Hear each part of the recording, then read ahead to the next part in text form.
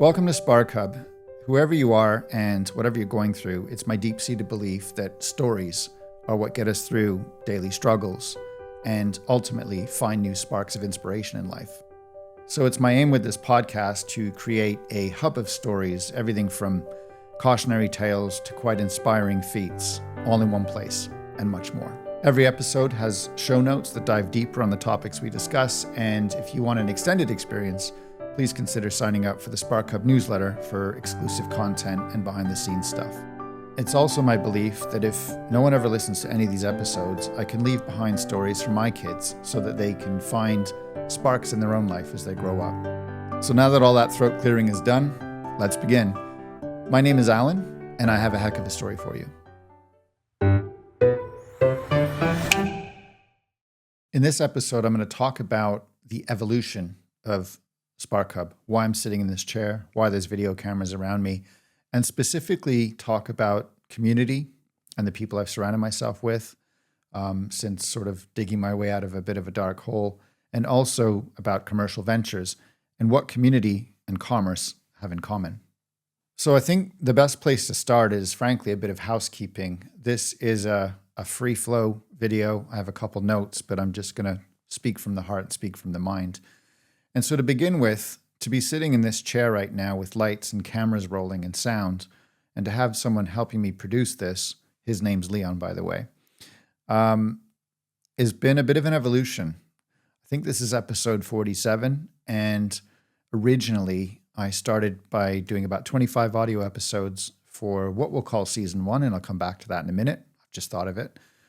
And then I pivoted SparkHub to being the adventures of a divorced entrepreneurial father, because I think in life you have to talk about and tell stories about what you know. And that's what I've been going through for the past couple of years. And now we're at episode 47 and I'm sitting in front of a camera. So it's kind of crazy. How did I end up here? What was the evolution? What were the steps? So the story so far is I went through divorce. I have 2 kids and I'm an entrepreneur. And as I look back, a lot of the episodes covered divorce through emotional, financial, and legal lenses. And frankly, you can look at business the same way. So a lot of the ventures I've been involved in, you could apply the same 3 things. And I suppose alongside trying to deal with all that, you're dealing with the ups and downs of trying to grow businesses. So a quick snapshot for context. At the time I'm recording this, it's been living on my own for 5 months. Separated, out of the marital home. Although we've been separated for 3 years, my ex and I, and then we were officially divorced 2 years ago. And because of market conditions around housing, we ended up living in our marital home for about 19 months before I could move. And I actually moved down the street. So I'm going to start with community. Where I lived, we have a beautiful community, and I think the best way to describe the place where I live, where we moved to, as well as where I'm currently living, is it's like a storybook. So any American film that shows a British lifestyle with rosy glasses sort of uses the template of the area I live in. It's beautiful, it's green, it's about an hour outside of London by train. Animals are jumping around, there's rivers, there's trees, but all around us, there's villages that are becoming commuter belt villages. So that's the scene I live in, and it's a nice place to live, and it was a nice place to raise kids, and still is a nice place to raise kids. But I somehow, I guess the best way to say it is I fell down the hill a bit. I was living at the marital home, and I was worried about where I was going to move next. I was in no position to buy a home, so I rented. And I haven't rented in years. I've been a homeowner for quite a while, or at least on the property ladder. So symbolically speaking, I fell down the ladder. I'm now renting, and that's a new experience to me, and also renting pretty much everything in my life. But it's also a reset point. I've described where I live now is not, it's a home for now, but it's also a staging ground to start over and rebuild. So my mindset in creating the first series of episodes was all about the extended length of cohabitation, just trying to make it all work. And if you have time, go back and listen to those episodes. But what I want to talk about now is a stat is that 50 to 60% of marriages end in divorce. And that's sad and it's tough, and especially if kids are involved. But the numbers are the numbers. And what you don't know is how many marriages don't end in divorce that maybe should. So to be someone who's gone through that, I found shaming. I was quite ashamed for a while to be categorized as a divorcee. I felt for my children the most, if I'm honest, and I covered a lot of that in previous episodes. But now it's time to move on. You're in. A friend of mine described what he called the J curve. You're going to slide down for a while, but then you hit the bottom and you have to come back up. And he was right. At the time, I was shooting down. I didn't feel good. I had a panic attack, which I talked about. Lots of things were going wrong. But what caught me and helped me pull back up was my community, the people around me, the people that were in my village who knew my family and were very helpful and giving. And it was a complete shift in mindset, because one of the first things I struggled with was taking charity. So once I moved into my new place, I went from a fully furnished, memory-laden house to an empty rental, and it's a period cottage, so the roofs slope. So when I walk in my house, if I go from one side of my kitchen to the other, my head scrapes the ceiling, and sometimes I bang my head on a beam. So that was unique, but there's a lot of land around it, which is great, so I can have a lot of outdoor activity. Moving into a new place that's empty, it almost felt like I was a student again. And I haven't been a student. Well, I'm a student of life, but I haven't been a proper academic student in 25, 30 years. So that's tough. But it also represents an opportunity to start over. So you get to choose, what furniture you want. However, I had to take charity because coming out of the divorce is very expensive. And I go into detail on another episode, but once you cut up the finances, you then have to figure out how to live on a budget. And one of the benefits of being married and one of the benefits of running a limited company with a wife is you share a marital benefit. You pay less taxes, the short version. And to come out of that, to have to pay more taxes, to have less money each month, to have to try and pay child support, which I think is essential. But the pot's smaller. And while the pot's smaller, everything else got more expensive. However, the saving grace of all that is charity. If you're surrounded by good people, suddenly there's a kettle. Suddenly there's an air fryer. Suddenly there's dishes. Suddenly there's a table someone doesn't want, or a sofa, or a box, or pillows. And over time, people came to me and helped me furnish my house, which was very uplifting. And I thank the people in my community that were kind enough to do that. And the first thing I learned was never be shy to ask for help. Never be shy to ask for charity, because the people around you are going to help you rebuild if you let them. And just to set the backdrop and give you one story in particular, the cost of living recently, I think everyone is struggling with. And in my community, we have people in council houses and all the way up to people who own mansions. And I've noticed everyone is struggling with finances right now. So against that backdrop, having charity, having people help you out, having people become a bundle of sticks that you can't bend is phenomenal. And it was a wonderful feeling, and it really lifted me up. One story in particular I want to tell is a story of community and commerce and where things can go right and where things can go wrong. Where I live, we use kerosene oil to heat our water and heat our house. And I had to fill up the tank, get 500 liters. So I bought 500 liters at 63 pence a liter, which is quite expensive. And this was in the winter. A week later, I was awaiting the delivery, and it didn't turn up, but I got an email from the company saying, really sorry, we couldn't deliver today. There's a situation going on in the Middle East. We're going to have to reprice. We're going to refund you, and you can buy at the new price the next day. The next day, the price went up to £1.70. So nearly triple.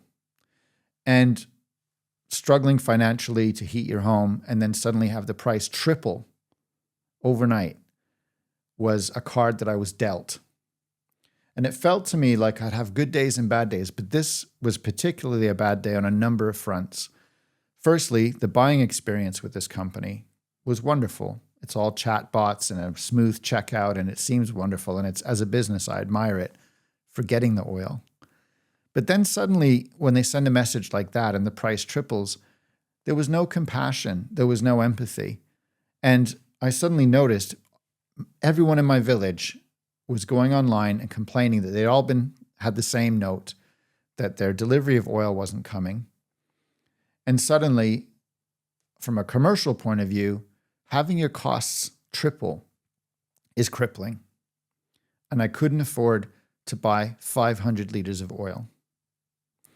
However, I tried to rethink things rather than be victimized by it, or rather than sort of be depressed by it. I didn't heat my house unless my children were there. And in my house, I have a fireplace. And I started walking around and just picking up wood. Then I had a friend say, hey, would you like some offcuts of wood? Because he runs a fencing company. So he brought me a few bags of wood. Other people in the community also gave me wood.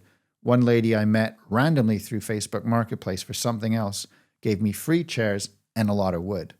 So I ended up with a lot of wood, and I was able to heat my home with fire. And that situation, when my kids were with me, actually was fun. We were having marshmallows, we were running fires while we watched movies. So it taught my children a lesson, it taught me a lesson. And the lesson was, if you're surrounded by good people and things go wrong, especially essential things like heating and water, but you're surrounded by good people, other opportunities come up. I then discovered I could buy small 25-liter drums. So I would go and fill up at the pump and get maybe 50 liters. Now remember, I need 500 and I was only getting 50, but it was just enough to keep me in the game, to keep me from going really into debt, to just fund basic heating. So the free wood, downsizing to just use little top-up amounts, and suddenly my drums were going all around the community and other people were using them and other people were adopting it. So we came together. Now remember, we can't do anything about wars in the Middle East. We can't do anything about price fixing. We can't do anything about profiteering in the oil sector. Totally out of everyone's control. But the community came together and found a way forward through log burners and through just very low levels of oil top-up. And that's what living in a good community can do. And that's why I felt it was the right choice for me to stay in the community, even though I didn't have a marital home to live in. I tell that story because it taught me a couple of things.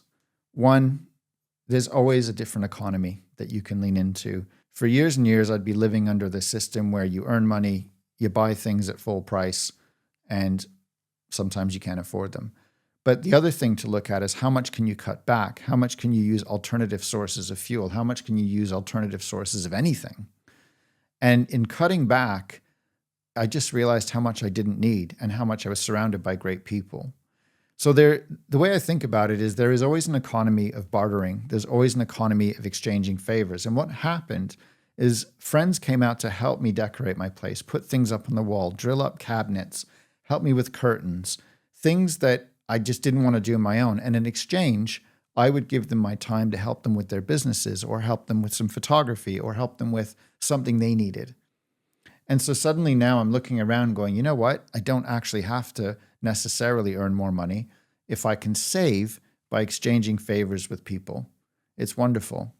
And I think the final lesson about community is you can take advantage of favors and people around you. Go back to the old school. I find nowadays we're so disconnected through our screens. A lot of our communities are online, but when you get to know people in your neighborhood and you have a conversation, things can spark. And I feel now that my community is my hub, and my community has given me dignity again, it's given me belief again, and it's allowed me to make friendships and even have a great neighbor where we exchange favors. So during the divorce and everything I was going through, and before I transitioned to a sole liver within the community, my commerce has suffered a little bit, the businesses I was involved in, just because I was possibly not as focused as I could be. But now I've become laser focused, and because I'm surrounded by such good people in my community, it's allowed me to put more focus and attention on building some of the ventures that I have, including my own one and including doing this podcast. We talked about the percentages of divorces, but 95% of startups fail. And by failing, I don't just mean not financially. I mean people give up, leaders leave, People drop out of the business folds. There's a million ways to die when you're trying to run a business. And I'm trying to run 2 or 3 at the same time. So that's probably a little bit crazy. So I want to tell you one story in particular that affected me commercially in the early days. I go into more detail on a previous podcast, but essentially in 2017, I had to go on benefits, which at the time, with a young family, a wife and a new home, was, again, I felt a lot of shame to have to go to the government and ask for help. And I'd never done it before, and I'd always felt that I would never have to. And that might just be pride on my part, but that's what the government's there for, and that's what benefits are there for. So for a brief period of time in my life, I was on benefits. Money was tight. I was scrambling around, but then I came out the other side. A couple of things I were involved in suddenly grew into something much bigger. And I feel that the divorce and having to move out and going through all of that was a similar thing where the tide goes out on everything, your legal side, your financial side, your emotional side. But in commerce, when that happens, when you're running a business, not a family for a minute, but when you're running a venture, a commercial venture, or many commercial ventures, when the tide goes out, if you read any success stories, you read any books about those who survived, the businesses that survive and thrive are the ones that batten down the hatches. So everything that I've just described to you in my community happened in business as well, where we had to batten down the hatches. We had to cut things. We had to let people go. We had to basically pull the drawbridges up to extend cash flow, to extend burn rate, to just basically survive.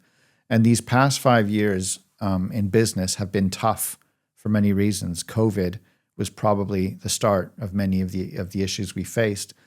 But since COVID, which is now 6 years ago, believe it or not, since COVID, I've learned to live on less. I've learned to run businesses with less.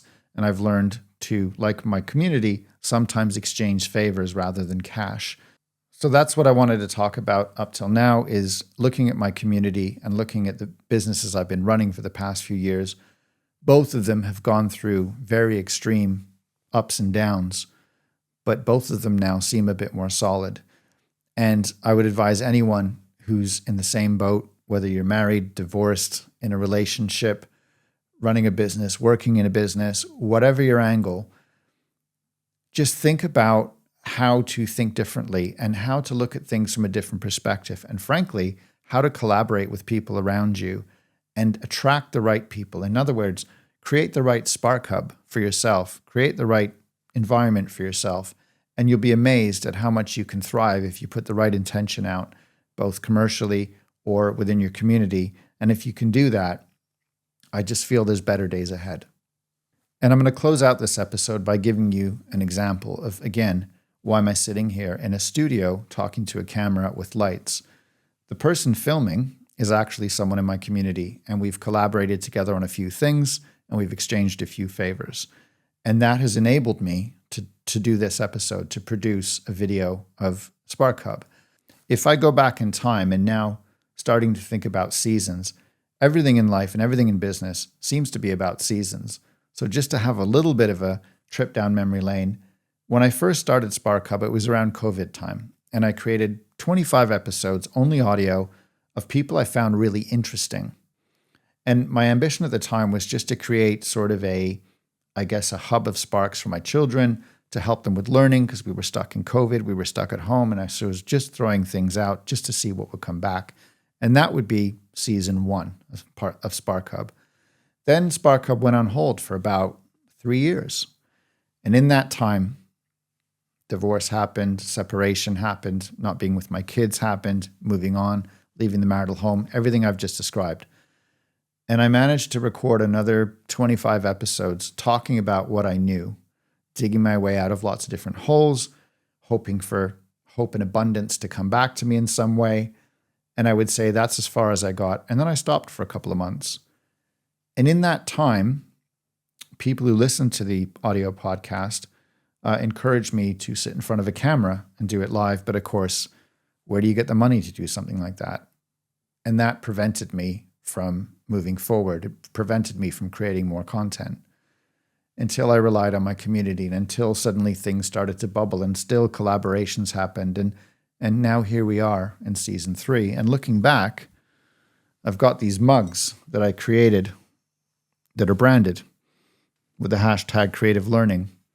So that's something from season 1, I guess, with the quote, creativity is intelligence, having fun by Albert Einstein. So this is a moment. This is a moment where years ago I created these branded mugs and had a completely different ambition, but I remained optimistic and I surrounded myself with the right people. But the lesson here is it can take years, and you sometimes have to go through experiences you didn't expect to happen, and keep your head up and not be ashamed of who you are if you really are a good person. So thank you for watching this first video episode of SparkHub. It's been an evolution. It's been a journey, and pretty soon I'm going to get some guests on. So I'm keen to see where this evolution goes and what narratives are going to shape, what sparks are going to pop. And fundamentally, I'm excited to see what SparkHub can do next. So we got some guests coming in the studio soon, and hopefully there's a whole new road of adventures ahead of us. But thank you for watching. And always remember, in life, in community, in commerce, look for the sparks. Wait, sorry, before you go, I actually wanted to add something before I closed out this episode. I'm looking to bring together community and commerce in a way that's mutually beneficial. And one thing I've been working on for a while is something called the Terling Business Hub. Terling is a village where I live, and I'm trying to create a business hub where we can help other people. So for example, the person filming this episode is in that club, and it's sort of bringing people together so we can exchange favors instead of money and help each other grow our individual businesses, which are as different as night and day. So together we recorded a video that you're about to see. And for those listening on audio, I hope it makes sense. However, if you are on audio and you want to watch the video, jump into the show notes below. There's a link that you can watch it on if you're interested. But I think this represents a culmination of many things, going from creating a mug and hoping to create an education platform to many years later creating the Terling Business Hub and many other spin-offs, I hope. But I do believe in commerce and community, and therefore enjoy the video and let's see where this all goes next.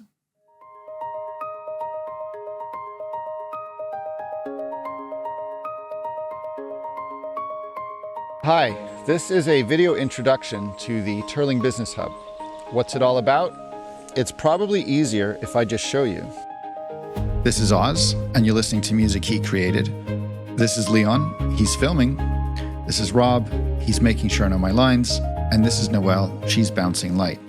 Right now, we're co-creating this explainer video, but bigger picture, each one of us runs a business. And that's what this is all about, strength in numbers.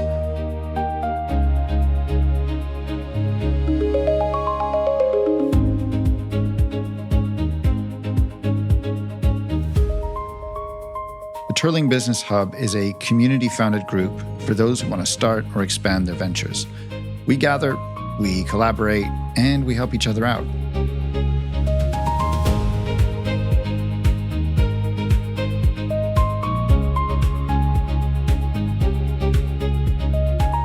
My name is Allan, and I moved to Terling in 2018 to discover a wonderful community.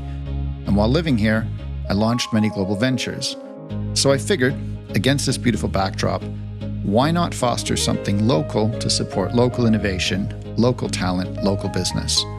The way I think about it is like this. If you take a single stick, super easy to snap. But if you bundle sticks, they bend, but they don't break. And communities and great business ideas have all of that in common. Becoming a member of the Terling Business Hub is free, and it always will be. So if you're interested, everything you need to know is right here.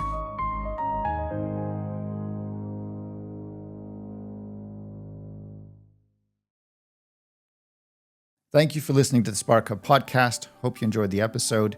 Don't be shy to look in the show notes for a deeper dive, and also consider signing up for our newsletter so that you can get the inside scoop straight to your inbox.